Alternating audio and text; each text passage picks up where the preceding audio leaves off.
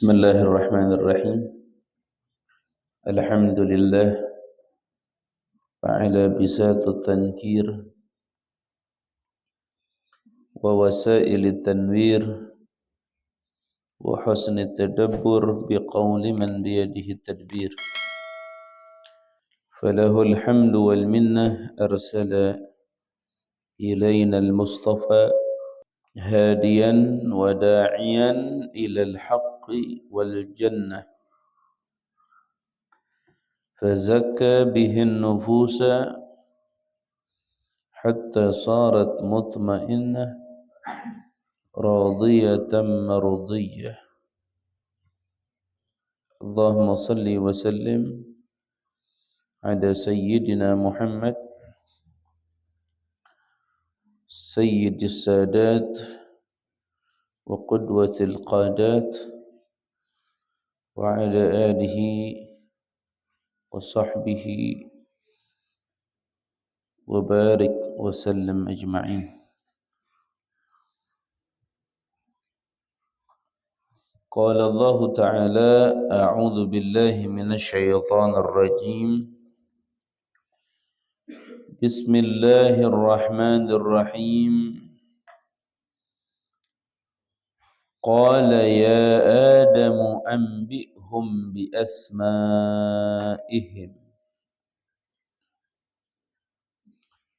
فلما أنبأهم بأسمائهم قال ألم أقل لكم إني أعلم غيب السماوات والأرض وأعلم ما تبدون وما كنتم تكتمون. وإذ قلنا للملائكة اسجدوا لآدم فسجدوا إلا إبليس أبى واستكبر وكان من الكافرين. قال المفسر رحمه الله تعالى، قال berfirman ta'ala Allah Ta'ala, ya Adamu wahai Adam, ambihum kabarkanlah olehmu kepada mereka, ail malaikata artinya kepada malaikat, bi asmaihim dengan nama-nama mereka, al musammayati yang diberikan nama. Fasamma maka menyebut Nabi Adam kulla syai'in kepada setiap sesuatu, bismihi dengan namanya sesuatu. Wa dzakara dan menyebutkan Nabi Adam hikmatahu dengan hikmahnya sesuatu, allati khalaqa yang telah menciptakan Allah laha atas itu hikmah. Falamma amba'ahum maka saat mengabarkan Nabi Adam kepada para malaikat, bi asma'ihim dengan nama-nama para malaikat, qala ta'ala berfirman Allah Ta'ala, lahum kepada mereka para malaikat, mubikhan dalam keadaan menegur. Itu kalimat taubih. Taubih wabbakha yuwabbihu taubih. Taubih itu bahasa menegur tapi mengandung celaan. Misalnya gini. Ustaz ngomong sama ente misalnya. Ini taubih itu kayak begini. Kata Ustaz, kamu jangan lewat ke jalan itu licin. Nanti jatuh. Kata ente, enggak Buya, insyaallah enggak jatuh. Jangan. Itu nanti ke situ jatuh. Kata, enggak insyaallah Buya, saya nanti hati-hati. Ente jalan juga ke situ. Jalan, jatuh di gebluk. Ustaz ke situ. Kata, tuh kan udah dikasih tahu. Nah, Ustaz ini dalam ngasih tahu ini apa? Taubih namanya. Ya, teguran tapi ada celaan. Kalau bahasa dikasih tahu tengah waro sudah itu. Bukan gitu, rabuh ya nama tuh. Taubih namanya. Mubikhannya dengan teguran. Qala berfirman ta'ala Allah Ta'ala lahum kepada mereka para malaikat mubikhan halnya menegur. Alam akul apakah tidak mengatakan aku lakum kepada kalian. Ini sesungguhnya aku a'lamu mengetahui aku ghaibas samawati dengan gaibnya yang ada di langit wal ardi yang ada di bumi. Wa ghaba dan ghaba tersembunyi dan gaib. Gaib itu tersembunyi, tidak nampak. Fihima di dalam langit dan bumi. Wa a'lamu dan mengetahui aku ma kepada sesuatu tubduna yang kalian nampakkan. Dari kalimat bada yabdu. Bada itu zahir. Ketika mendhahirkan abda yubdi ibdaan. Wa a'lamu dan mengetahui aku ma kepada sesuatu tubduna yang kalian sembunyikan, zahirkan. Ayatudhiruna artinya kalian mendhahirkan semua min qaulikum dari ucapan kalian. Ucapan yang mana? Di ayat yang atas itu. Ataj'alu fiha may yufsidu biha itu. Itu yang dinampakkan. Wa ma kuntum dan sesuatu yang ada kalian semua taktumuna menyembunyikan kalian semua. Aitu sirruna artinya menyembunyikan kalian min qaulikum dari ucapan kalian. Nah, malaikat kan ngomong setelah mereka ditegur sama Allah bahwa aku akan menciptakan Adam, kan mereka di balik mereka ngomong itu bahwa Allah tidak akan pernah menciptakan makhluknya lebih mulia dari kita, lebih hebat dari kita. Kita kan banyak pengetahuan, kita kan banyak begini, banyak begitu. Nah, itu yang disembunyikan. Allah bilang wa ma kuntum dan sesuatu taktumun yang kalian sembunyikan. Tusirruna yang kalian sembunyikan min qaulikum dari ucapan kalian. Mana ucapannya? Dalam kurung sebenarnya kalau tulisan kita mah. Mana maqulul qaulnya? Lan yakhluqa akrama alaihi minna wala a'lama. Itu yang di atas sudah kelewat. Wadhkur dan ingatlah olehmu, ceritakan, sebutkan. Idh qulna ketika kami berkata lil malaikati kepada para malaikat. Usjudu sujudlah kalian semua li Adama kepada Adam. Sujud tahiyatin dengan sujud penghormatan. Tahiyat itu penghormatan. Bil inhina'i dengan inhina. Inhina itu condong kayak ruku begitu. Inhina kayak orang Jepang. Orang Jepang kalau menghormatinya apa? Inhina gitu. Ya, inhina. Fasajadu maka sujud semuanya illa iblisa terkecuali iblis. Huwa iblis itu abul jinni itu bapaknya jin. Kakek moyangnya jin. Karena ada itu iblis bainal malaikati antara malaikat. Kemudian bagaimana aba menolak itu iblis, fa'ilnya ke iblis tuh, domir mustatir, takdirnya huwa kembalinya ke iblis. Aba maka menolak iblis, imtana'a menerima menolak iblis minas sujudi dari sujud, wastakbara dan takabbur iblis sombong. Artinya istakbaro itu takabbaro, sombong itu iblis anhu dari Adam. Wa qala dan berkata itu iblis, ana aku khairun itu lebih baik minhu dari Adam. Wa kana dan ada itu iblis minal kafirina dari sebagian orang-orang yang kufur fi ilmillahi, di dalam ilmunya Allah. Beres tuh sampai situ proses Allah menciptakan Nabi Adam. Ya. Kalau ente lihat lagi ayatnya supaya nyambung. Tuh, dari kalimat wa idz qala rabbuka lil malaikati. Kalian kemarin kan udah melihat bagaimana perjalanan Allah menciptakan Nabi Adam, diskusinya Allah dengan malaikat. Kemudian malaikat pun memberikan pandangannya bahwa Bani Adam itu akan merusak di bumi. Kenapa malaikat seperti itu? Sebenarnya malaikat bukan buruk sangka, tapi malaikat punya pengalaman melihat ketika para jin menempati dunia, mereka berbuat apa? Kerusakan, kehancuran. Akhirnya kan seperti itu Allah mengatakan ini a'lamu ma la ta'lamun. Tetap kalau bahasa kita mah saya tetap malaikat mau saya ciptakan.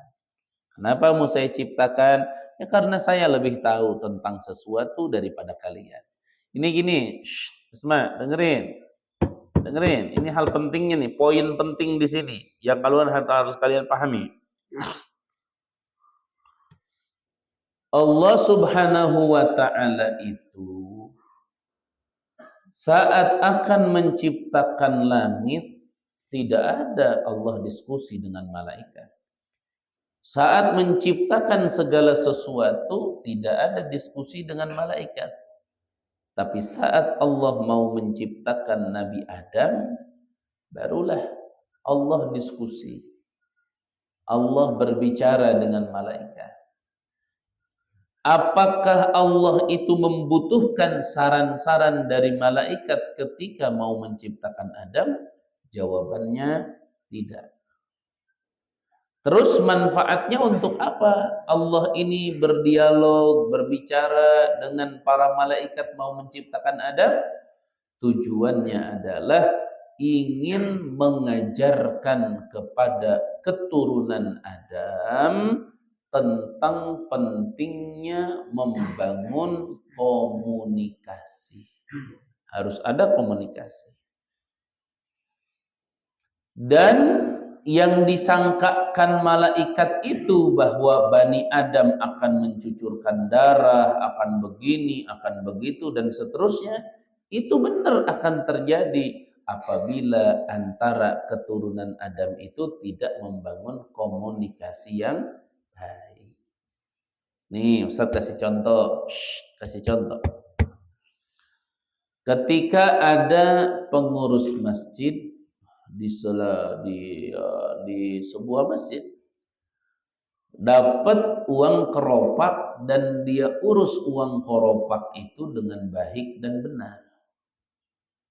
Tidak ada sepeser pun dia pakai untuk pribadinya atau dalam arti lain khianat. Nggak ada dia khianat sedikit pun. Dipakai baik. Tapi si bendahara ini tidak pernah mengumumkan sebagai bentuk komunikasi dengan masyarakat. Pemakaian, pemasukan, tidak.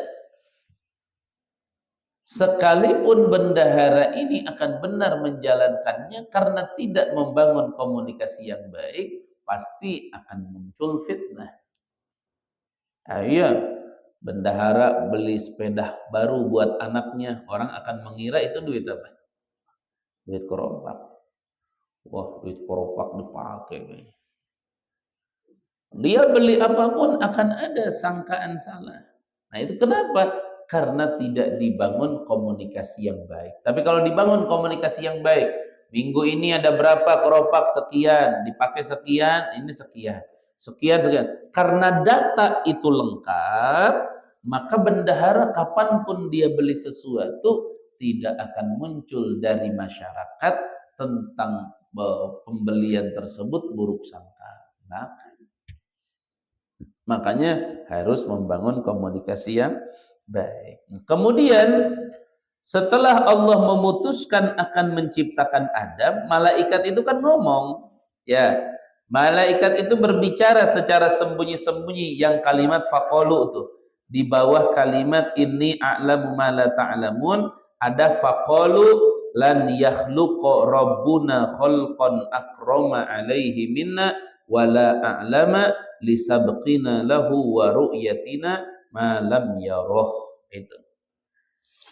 Jadi kalau bicaranya gini, Nabi Adam ini ketika mau diciptakan, ya dengan keturunannya, malaikat ini kan menyampaikan saran kepada Allah bahwa Bani Adam ini akan merusak, mencucurkan darah, begini, begitu. Itu saran yang beliau sampaikan kepada Allah langsung.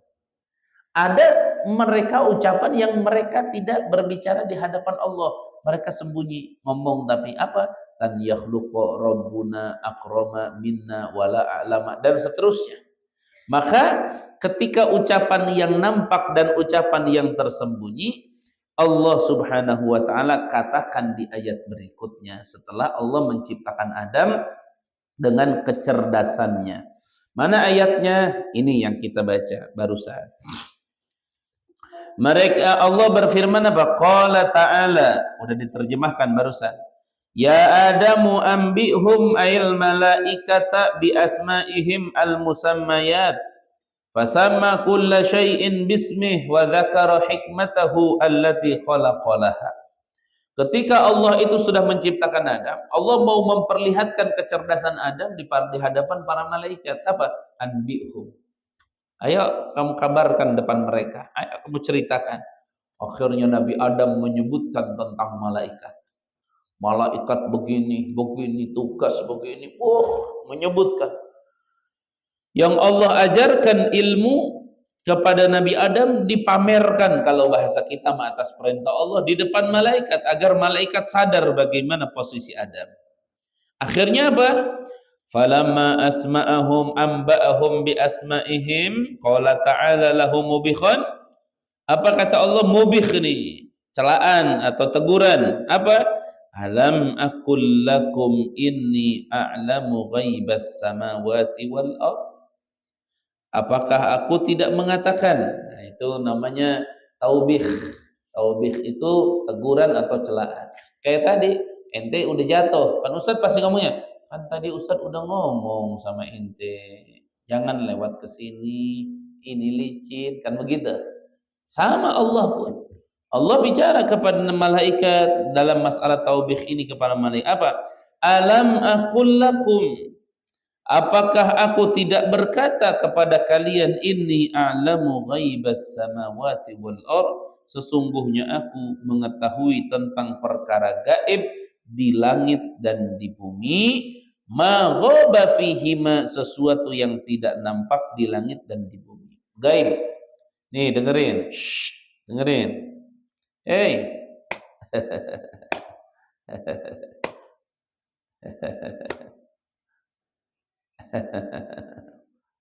Ah.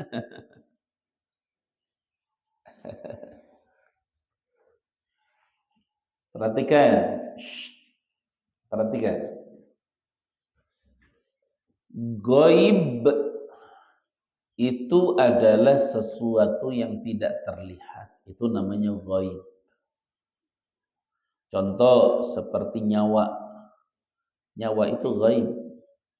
Kenapa? Ini di tubuh kita ada nyawa, kita nggak bisa melihatnya. Saat nanti nyawa kita dicabut, kita sendiri nggak melihatnya. Goib.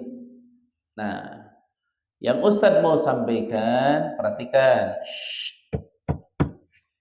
Perkara yang goib itu ternyata itu terbagi dua. Ada yang pertama adalah goib mutlak. Ingat-ingat. Ada yang disebut namanya goib mutlak. Apa artinya goib mutlak? Artinya goib mutlak itu adalah goib yang tidak bisa diidrok. Diidrok itu diketahui oleh siapapun terkecuali hanya oleh Allah. Itu namanya goib mutlak.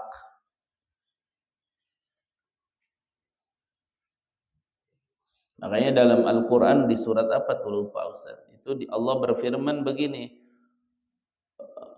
Qul la ya'lamu man fis samawati wal ardi illallah.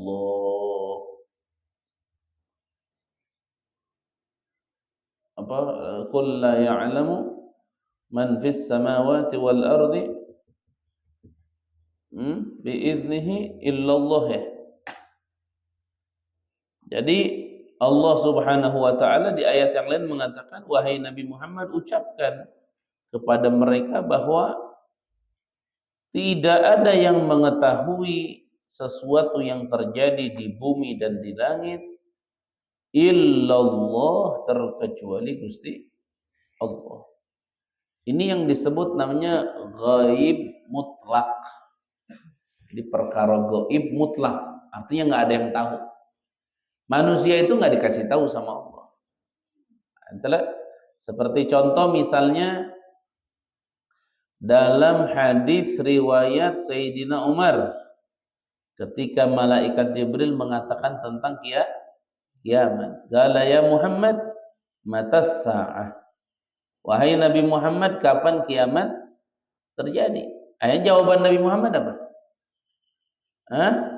Mal mas'ulu anha bi'alama minas sa'il.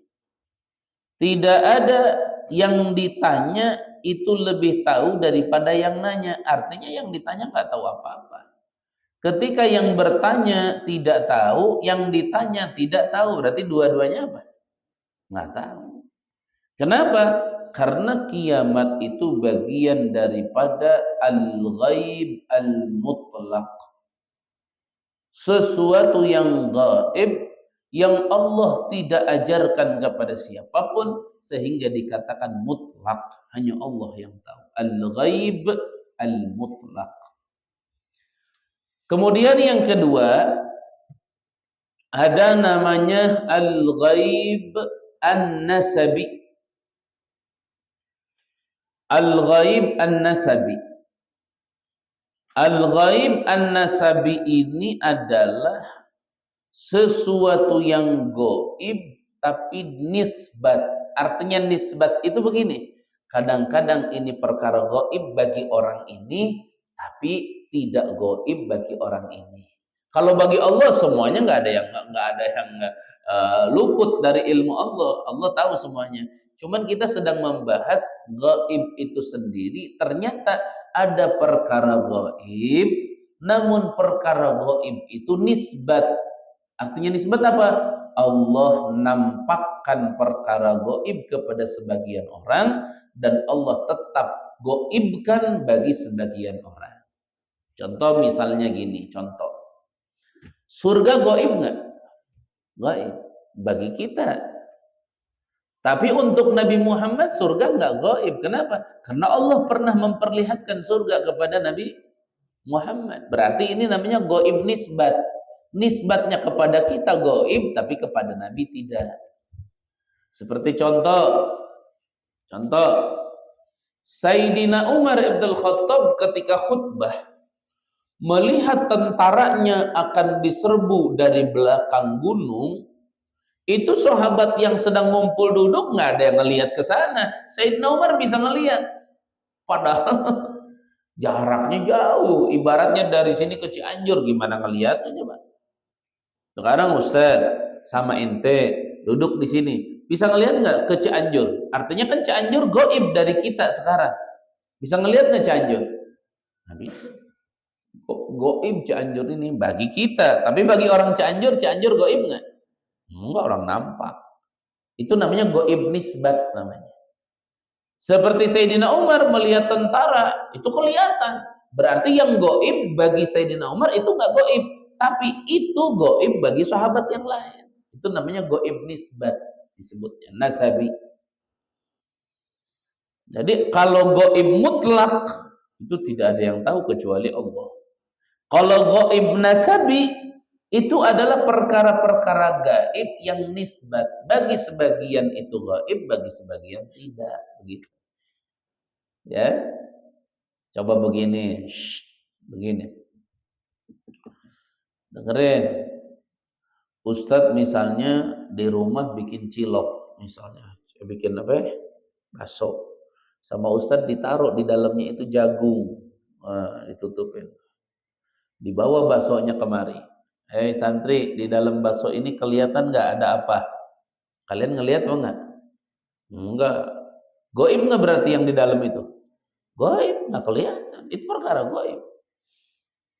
Tapi bagi Ustadz goib apa enggak? Nah, orang Ustadz yang buatnya. Di dalamnya ada jagung. Jagungnya 3 biji. Jagungnya warna kuning. Ada putihnya. Artinya itu goib nisbat. Goib nisbat itu perkara goib bagi sebagian, tapi tidak goib bagi yang lain. Ya. Makanya Allah mengatakan, alam aqul lakum inni a'lamu ghaibas samawati wal ardi wa a'lamu ma tubdun wa a'lamu ma, dan aku mengetahui ma kepada sesuatu tubduna yang kalian zahirkan, tuzhiruna yang kalian zahirkan, min qaulikum dari ucapan kalian. Ucapan mana yang dizahirkan? Yaitu ataj'alu fiha may yufsidu fiha wa yasfikut dima. Itu kan zahir. Artinya berbicaranya di depan Allah. Wa ma kuntum, dan sesuatu yang ada kalian, taktumuna telah menyembunyikan kalian, tusirruna menyembunyikan kalian, min qaulikum dari ucapan kalian. Ucapan yang mana yang disembunyikan? Lan yakhluqu akrama alaihi minna wala a'lama. Artinya apa? Allah itu maha mengetahui apa yang nampak dan apa yang tersembunyi. Gitu. Termasuk ini kan diskusinya, ini kan kejadiannya dengan malaikat. Ya, artinya yang disembunyikan malaikat Allah tahu, yang dizahirkan malaikat apalagi Allah tahu. Nah, ini menjadi pendidikan juga, pelajaran dalam tauhid kita bahwa Allah itu mengetahui, maha mengetahui sesuatu yang zahir dan sesuatu yang menjadi rahasia. Bahkan Allah itu tahu rahasia, bukan rahasia hari ini. Rahasia apa yang akan terjadi pada kita sampai mati Allah sudah tahu. Kita sendiri tahu nggak? Ente mau punya rahasia apa besok? Nggak tahu. Allah sudah tahu. Ya'lamu sirra wa akhfa wa ya'lamu ma tukhfi wa ma tu'lin wa ya'lamu ma fis sudur. Allah tahu apa yang ada di dalam isi hati manusia. Ya. Baik. Kemudian ayat selanjutnya. Akhirnya setelah beres Allah ciptakan Nabi Adam, Allah sudah berikan ilmu kepada Nabi Adam, malaikat juga sudah sadar semuanya bagaimana Allah menciptakan Adam.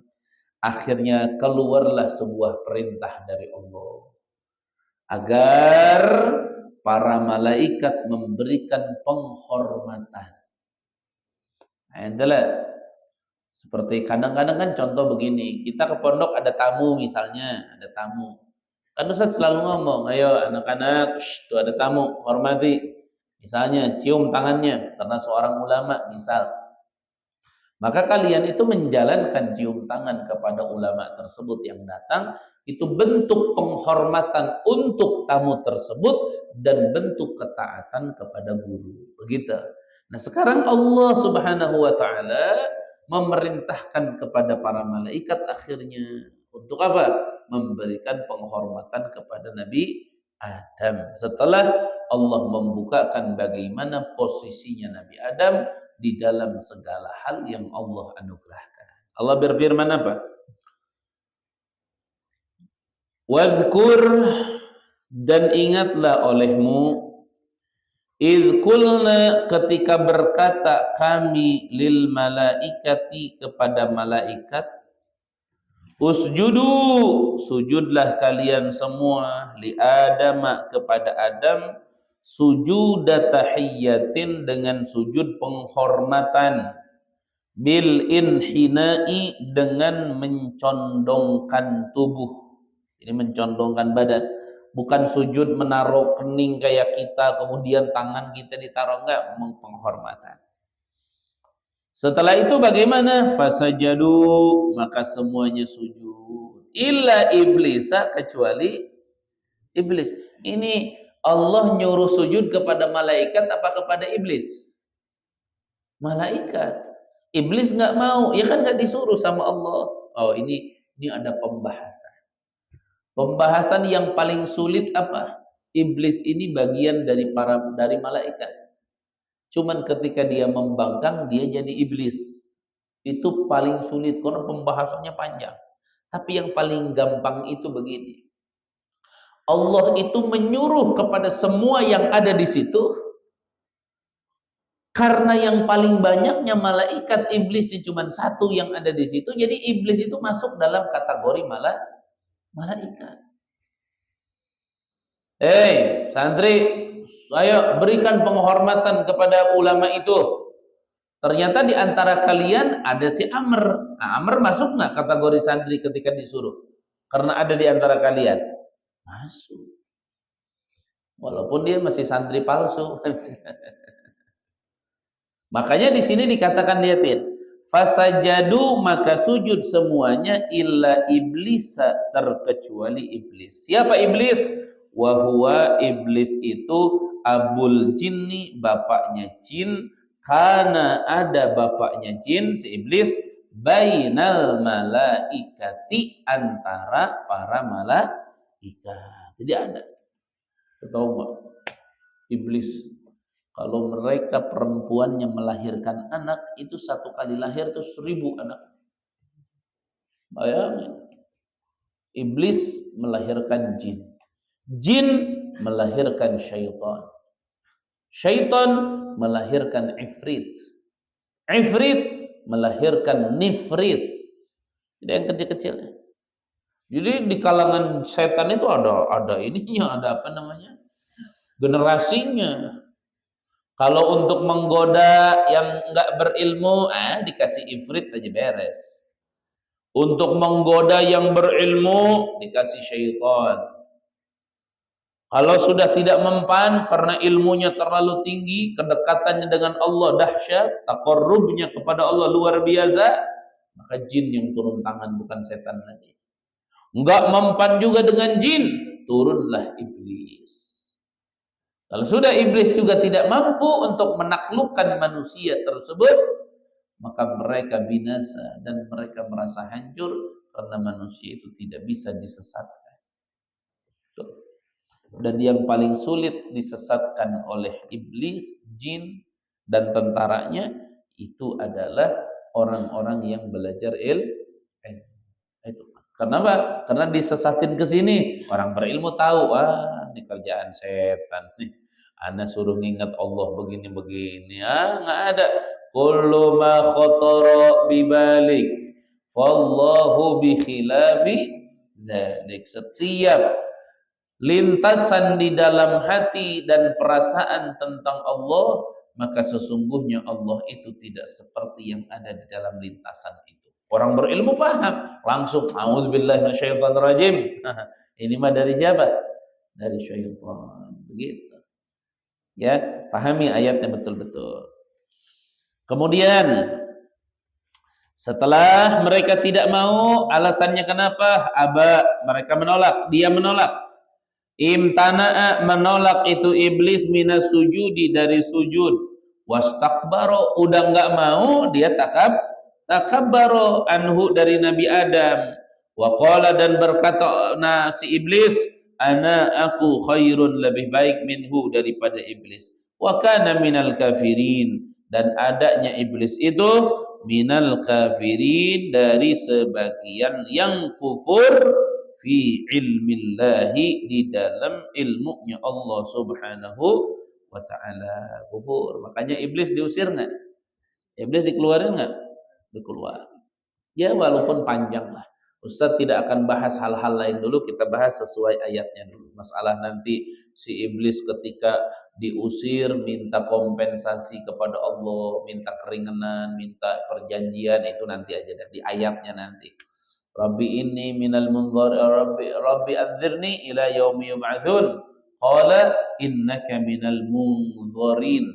Itu nanti ada ayatnya. Kita bahas satu-satu aja di sini.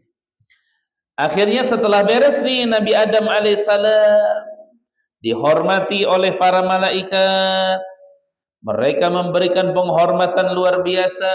Akhirnya Allah memutuskan kepada Nabi Adam ini untuk tempat tinggalnya di mana. Allah katakan, wa qulna ya Adam uskun anta wa zawjukal jannah. Wa qulna, dan berkata kami di sini maksudnya Allah, ya.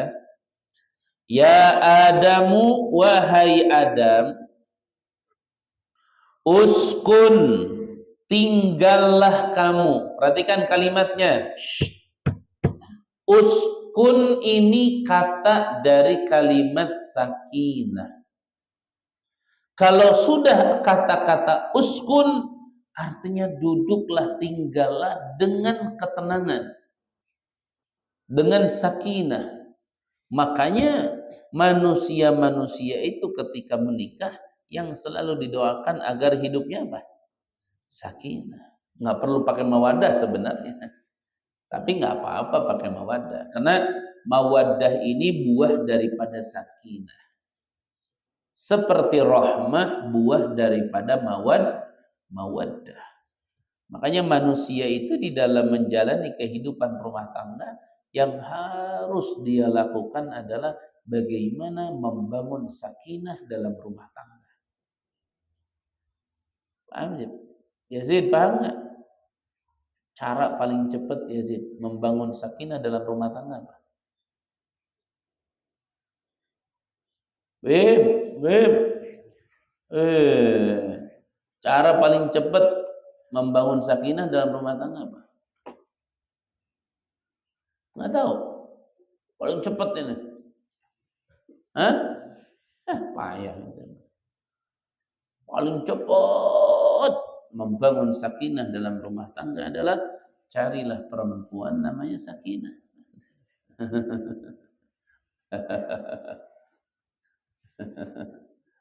Jadi perempuan namanya sakinah. Tapi suka ada sakinah ya perempuannya. Sakinah.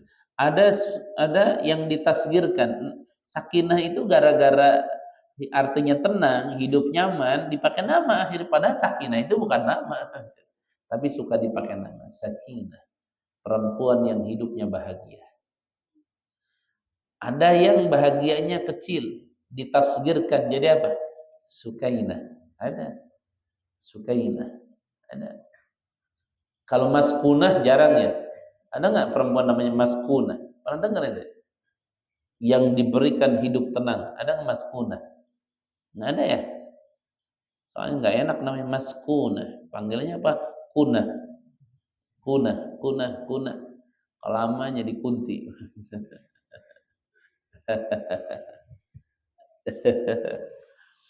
Ya, sakinah. Sakinah itu ketenangan. Isma. Santri harus paham. Sakinah itu kuncinya cuma satu. Apa? Mengerti dengan sifat pasangan masing-masing dan memahaminya. Itu sakinah, caranya begitu. Ente ingat, Labib, perempuan sama laki-laki ini Allah ciptakan beda kebiasaan, beda sifat, beda karakter.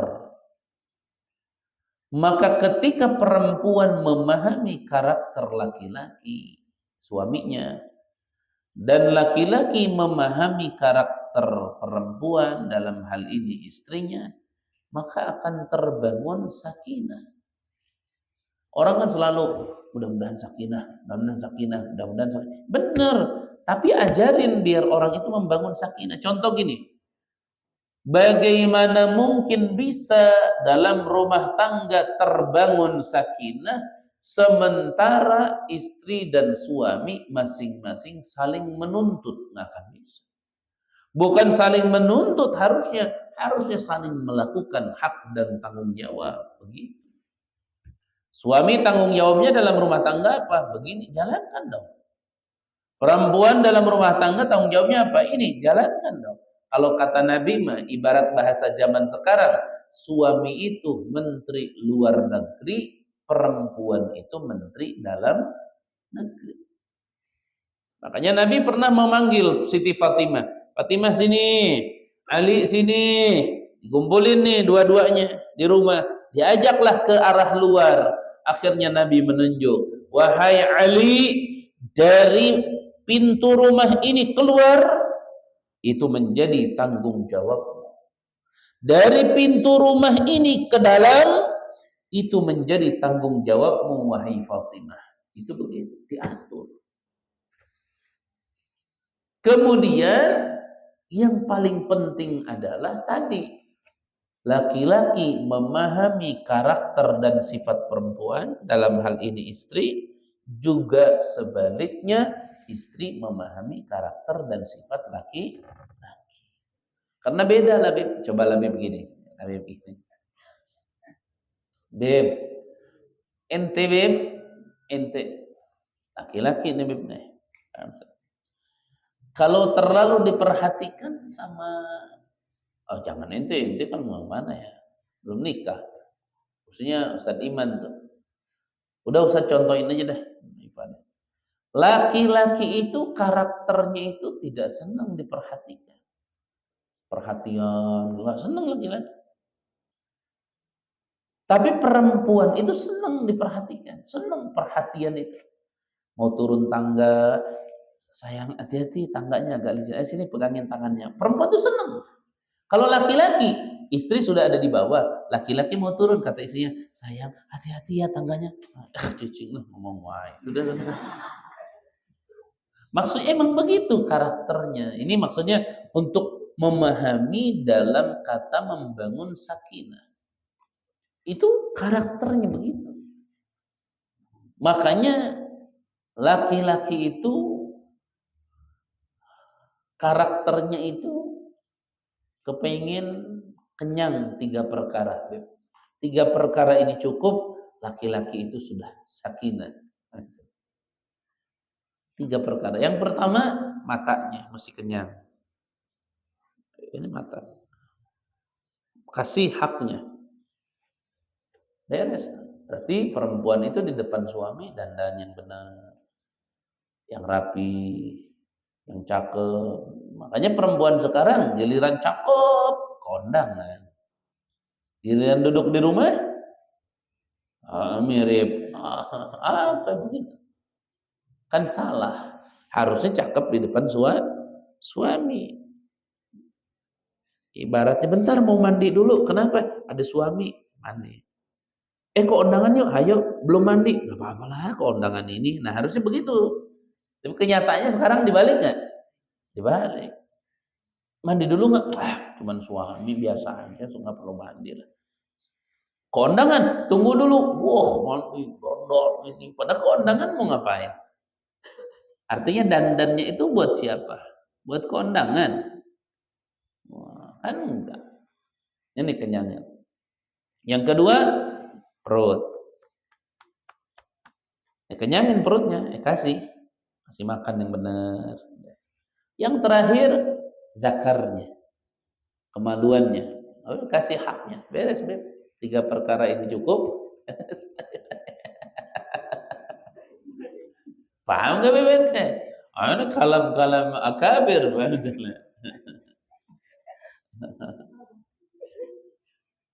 Kalau perempuan itu bagaimana? Kalau perempuan itu agar membangun sakinah, caranya bagaimana? Cukupi dan penuhi 2 perkara. Beres. 2. Kalau kita laki-laki 3, kalau perempuan 2. Apa cukupi, penuhi? Pertama, kebutuhannya. Kebutuhannya. Yang kedua, perasaannya. Itu perasaan. Nih Beb nih. Beb. Ada cewek Beb 2 di sini Beb. Beb. Lihatin Beb. Yang satu Beb. Itu mancung. Wah, wah pokoknya cakep Beb. Yang satu bule lagi Beb. Bulenya bule bagus Beb. Ampun. Bule tek Beb. Bule. Bule tek itu bule sampai ke ketek-ketek. Adalah. Beb, bule. Yang satu lagi Beb, hidungnya agak pesek, bibirnya agak monyong, paham tidak? Agak hitam, agak pendek. Nah, pernah tahu Beb? Tapi yang bule ini Beb, Beb, akhlaknya itu ya Allah, hancur-hancuran. Yang jelek ini Beb, akhlaknya bagus, luar biasa, sopan, tapi jelek. Yang cakep ini, akhlaknya kurang bagus. Itu milih yang mana? Coba Beb. Milih yang mana ente? Yip, milih yang mana? Ramadhani? Yazid? Milih yang mana? Laki-laki? So, milih yang mana? Sob? Nah, ya. Milih yang mana? Laki-laki pasti milih yang cantik. Yang cantik. Yang cantik akhlaknya nggak bagus, Tat. Udah, nanti Anda didik belakangan dah. Artinya apa, Bib? Ingat-ingat. Artinya laki-laki itu matanya di depan, perasaannya di belakang. Jadi apa yang keperasaan mereka nggak peduli. Laki-laki itu tegar, nggak ada cerita laki-laki itu nangis karena ucapan kenapa aku dibully, ya banci namanya. Ada santri ribat misalnya nangis, kenapa aku dibully sama teman aku dikatain hitam, itu banci namanya. Laki-laki apa namanya perasaan laki-laki itu tegar. Hitam mau kemana? Mau ke sana black gitu. Udah, hitam sama black kan beda dikit. Kalau hitam mah hitam, black mah black. Hitam mau kemana? Mau ke sana black. Ada jalan. Udah, laki-laki mah begitu. Mau kemana hitam?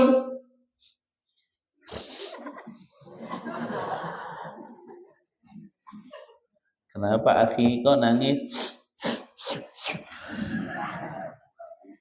Akhirnya orang tuanya pas datang ke pesantren dicerita, "Ma, aku dibully, Ma." Langsung orang tuanya, "Pak Kiai, saya nggak terima anak saya dibully." Anak nggak terima pokoknya. Anak saya dibully nggak terima. Waduh, langsung kabur mereka dari pesantren. Padahal cuma ngomong hitam doang. Itu Beb. Laki-laki itu Allah ciptakan matanya di depan, perasaannya di belakang. Jadi mereka akan memilih apa yang mereka lihat daripada apa yang mereka rasa. Itu laki-laki begitu.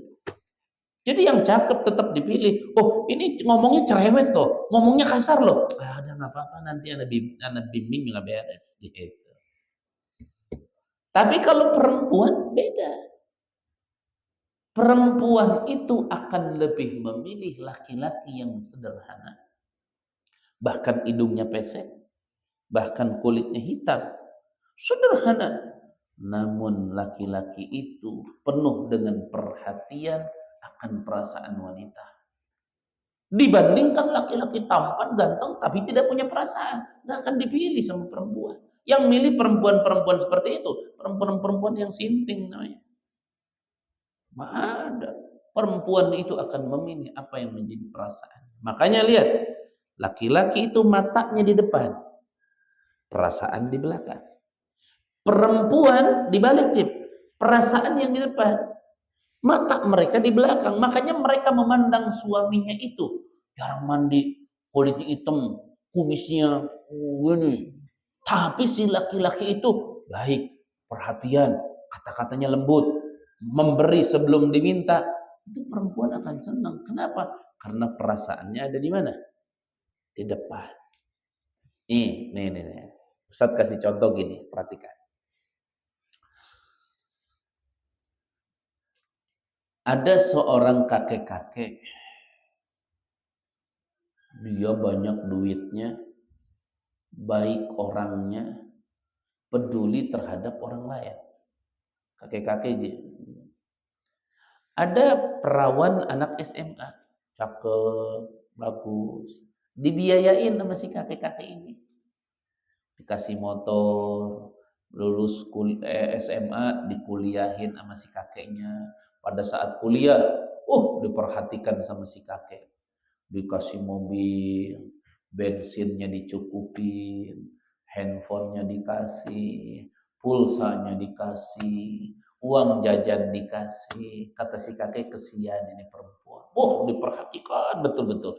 Beres lulus kuliah, kakeknya ngomong sama perempuan ini, "Neng, udahlah sekarang mah lulus kuliah udah beres, nikah aja sama kakek. Mau enggak?" Perempuan itu sulit menolak. Mau pasti. Maneh mah nikah sama kakek-kakek. Nggak peduli. Yang penting dia baik, yang penting dia perhatian. Belum tentu yang muda-muda tuh sebaik dan seperhatian dia. Kejadian nggak begitu? Kejadian. Kenapa? Karena perempuan itu perasaan depan, matanya di belakang. Begitu. Tapi kalau dibalik laki-laki, ente lebih pondok di sini dibiayain sama nenek-nenek. Udah tua, nenek-nenek biayain ente, kasih handphone, kasih mobil, mantap, biayain. Ujung-ujungnya ente lulus di pesantren misalnya, neneknya ngomong, jam labib, yang mahal. Sekarang malu kan udah lulus belajar, nikah aja sama emak. Coba mau nggak itu? Berat. Kenapa? Mata. Masa saya nikah sama nenek-nenek? Walaupun perasaan kebeli, tapi laki-laki beda. Itu contohnya. Makanya laki-laki itu kenyangkan dan jaga perasaan wanita seperti perempuan menjaga dan mengenyangkan matanya laki-laki. Pengertian sebagian kecil pengertian memaknai tentang sakinah. Makanya ada begini. Wanita itu wajib taat kepada suami, gak taat dia masuk neraka. Betul. Tapi ente harus ingat, laki-laki itu wajib menjaga perasaan istri. Siapapun yang menghancurkan perasaan istrinya, maka dia ahli neraka. Sama.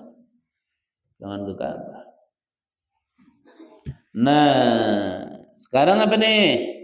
Akhirnya Allah mengatakan, ya Adamu, wahai Adam, uskun, tinggallah kamu, anta, kamu. Takkidun, ini taukid lidhamiril mustatir, untuk dhamir mustatir. Liyu'tofa, supaya diatofkan alaihi, kepada itu anta, wa zawjuka, kalimat wa zawjuka. Kan kalau atap kepada isim dhamir mustatir kan nggak boleh. Akhirnya ditauhidkan anta. Uskun, tinggallah kamu, wahai Adam, anta, kamu, wa zawjuka, dan istrimu. Siapa istrimu ini? Hawa, yaitu Hawa, bil maddi, dengan mad. Wa kana, dan ada Gusti Allah, khalaqaha, telah menciptakan Allah kepada Hawa, min dhal'ihi, dari tulang punggung atau tulang rusuk, al-aisari, yang sebelah kiri. Berarti di sini nih. Makanya laki-laki itu sebelah kiri kalau dihitung tulang rusuknya itu kurang satu. Kenapa?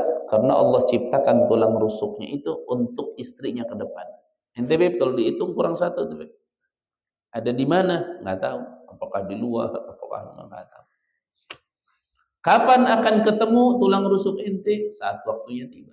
Allah ditembakkan, Beb, ya, itu tulang rusuk ente. Muncul dalam hati akhirnya sayang dan cinta. Kenapa? Karena tulang rusuk sendiri. Coba Beb, ente pergi tuh ke luar, misalnya ke rumah sakit, kemana? Ada orang diamputasi jempolnya, terus hilang, ketemu sama orang lain nemuin jempol orang lain, kira-kira dirawat apa enggak? Dijaga apa enggak? Enggak. Jempol siapa? Jempol dibuang, bukan jempol dia. Tapi kalau dia nemuin jempolnya dia sendiri, ya Allah ini jempol saya.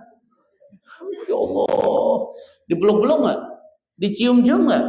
Padahal kan sama aja jempol, tapi gara-gara jempol dia, udah sayang peluk-peluk. Jempol orang lain dibuang. Ih, jorok amat sih jempol siapa ya? Manusia itu sama. Ketika ketemu dengan tulang rusuknya sendiri, dia peluk-peluk, dijaga, dicintai. Kenapa? Ya, tulang rusuknya dia. Jagain. Giliran tulang rusuk orang lain, nggak dijaga. Apa sih? Sana. Bukan tulang rusuk aneh itu. Tulang rusuk aneh udah ada di rumah. Wah, ilaha illallah. Paham Sahal? Si Sahal. Hitung tulang rusuk ente sebelah kiri nih, itu hilang satu. Di mana Allah ciptain udah. Jadi Hawa. Likulli Adam Hawa. Setiap Adam itu ada Hawanya. Punya Hawanya nanti. Usman itu masih kecil, punya Hawa nanti udah besar. Nah, itu namanya waktun mau'ud, waktu yang dijanjikan. Ada nanti.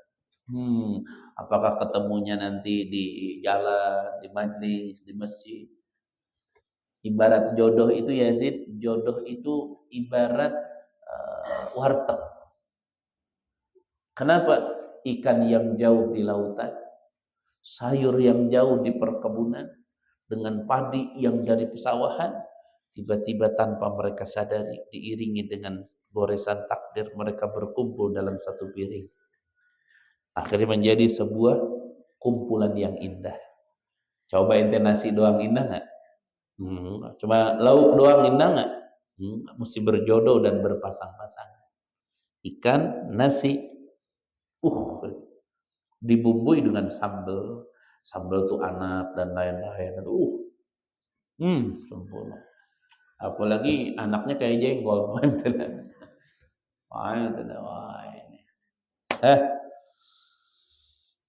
Masya Allah. Aisyar, nah, di sebelah sini, di atas nih. Di sini di atas. Ibrahim, di atas ini. Di sini. Ente hilang satu tuh. Di sini hilang. Ente kalau ditanya nih misalnya, kenapa sih perempuan ini tuh diciptakan oleh Allah dari tulang rusuk laki-laki yang sebelah atas dan sebelah kiri? Kenapa? Jawabannya, tulang rusuk yang sebelah kiri itu dekat ke hati. Maksudnya apa? Kodratnya perempuan itu untuk dicintai dan disayangi sepenuh hati. Awas ente lah, nyakiti harim ente nanti Allah yang murka sama ente. Udah bukan mertuanya lagi, Allah yang murka. Laki-laki yang mempermainkan perempuan, lihatin azabnya begitu besar dan pedih. Orang dia diciptakan di sebelah kiri itu dekat dengan hati. Karena kodratnya perempuan untuk disayangi dan dicintai sepenuh hati. Kenapa di atas? Karena atas ini dekat ke tangan, jauh ke kaki. Memiliki arti bahwa perempuan ini diciptakan oleh Allah, dekat ke tangan itu menunjukkan untuk dilindungi oleh kaum laki-laki. Dan jauh dari kaki, kenapa? Agar perempuan tidak diinjak-injak harga diri oleh kaum laki-laki. Ente mah gak percaya sih. Makanya siapapun laki-laki yang mempermainkan perempuan, dia akan sengsara hidupnya di dunia dan di akhirat. Kayak ada laki-laki kawin, cerai, kawin, cerai, kawin, cerai. Ini mal'un ini. Dajjal akhir zaman ini. Nggak boleh nanti anaknya dia kalau dipermainkan mau nggak? Ayo, nanti anaknya dia dipermainkan sama orang. Kalau dipermainkan hati-hati. Enggak, anaknya dia, keturunan dia ke bawah akan dipermainkan. Hati-hati. Dulu ada raja punya anak cakep ya Jid. Cakep. Pokoknya saking cakepnya Jid, kalau tuh anak raja lewat di sini, Wah, santri pasti nggak ngeliatin ustadz, pasti ngeliatin dia. Wah, nggak ngeliatin ustadz. Ente ada lewat nih anak raja ini nih ke sini, pasti bukan ke sini. Kalau ustadz kemana? Ke sini tetap. Karena kalau Malik begini sulit. Paling udah begini ya sedikit lah. Oh itu. Beb, ini ada raja punya anak perempuan cakep luar biasa. Cakepnya setengah abad pokoknya. Cakep. Ini anak raja, suruh sama rajanya keluar tanpa pakai cadar. Keluar. Suruh keliling pasar, kemudian suruh pulang. Keliling pasar dia. Pas keliling pasar, akhirnya pulang, sampai ke gerbang, tiba-tiba mendekat gerbang, ada laki-laki langsung lari mendekati perempuan anak raja ini, didorong ke tembok, dicium pipinya.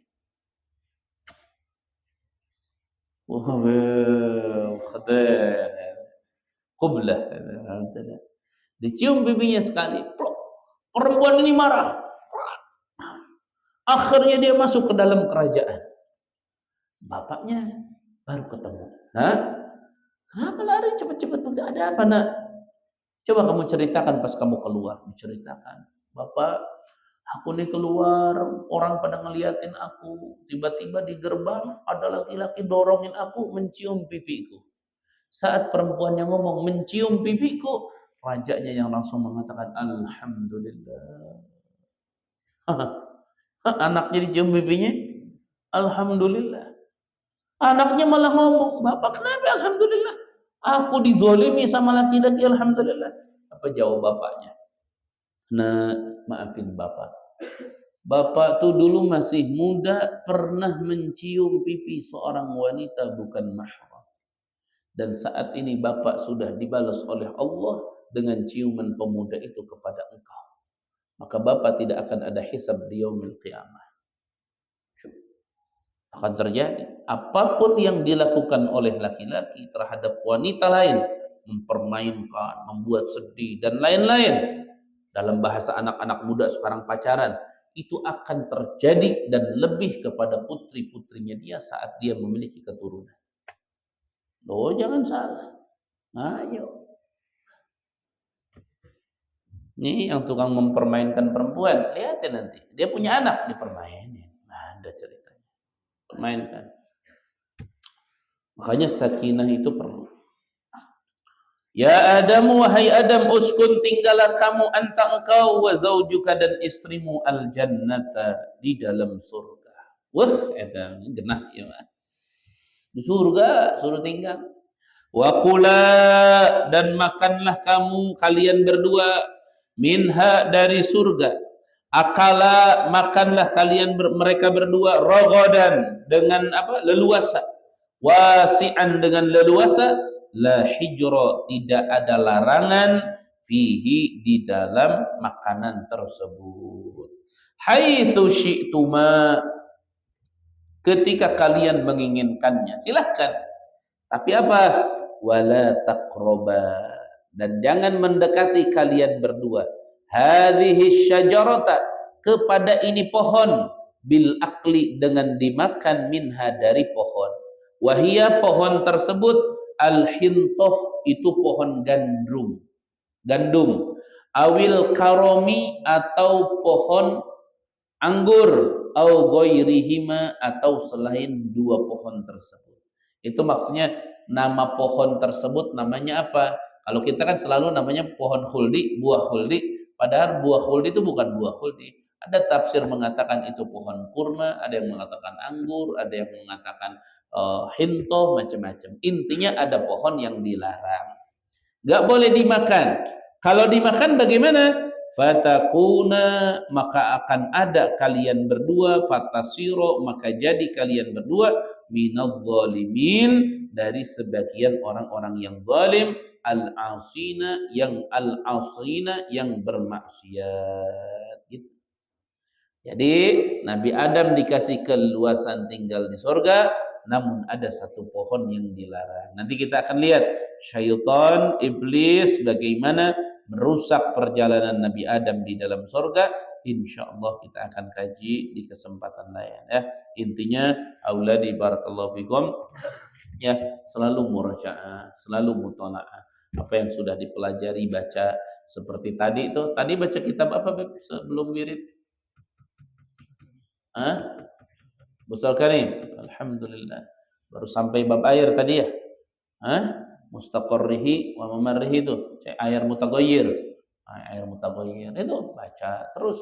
Mesti begitu kalau ngaji. Memang capek, tapi capek membuahkan hasil di dunia dan di akhirat. Alhamdulillah. Kalau orang capek cuman untuk dunia, kita capek untuk dunia dan akhirat. Jadi balasannya lebih banyak lagi. Ya, ayo ikuti.